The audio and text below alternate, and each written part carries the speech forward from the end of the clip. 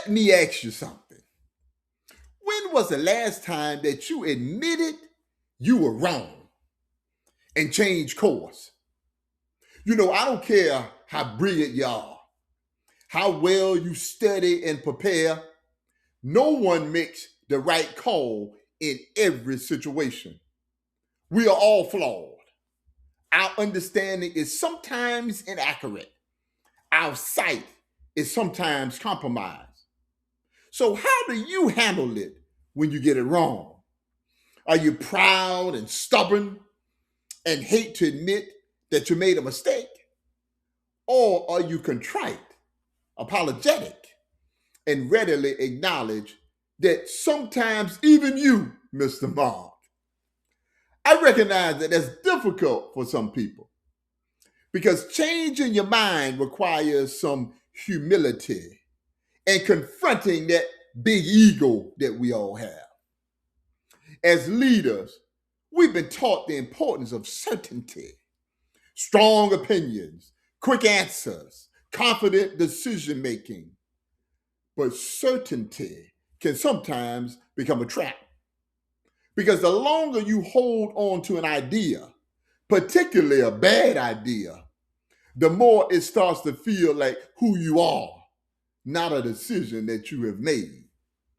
Your commitment is based on the fact that it's your idea, not because it's the right idea.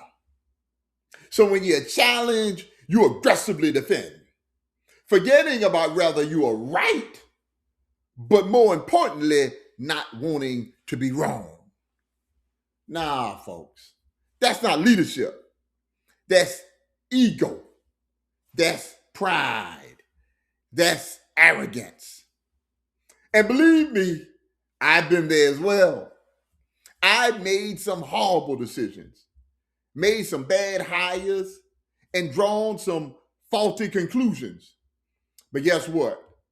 It's all a part of being human. And I embrace how absolutely flawed I am. Changing your mind doesn't make you weak, it makes you aware. Because growth requires adjustment, and leadership isn't about being right, it's about getting it right.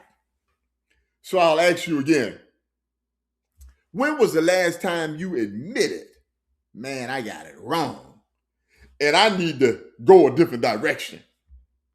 Because if you never admit to mistakes during your leadership, you're being dishonest with those you have been blessed to lead. But more importantly, you being dishonest with yourself. Thanks for joining me for this episode of The Mirror Moment. Until next time, let's continue to grow together.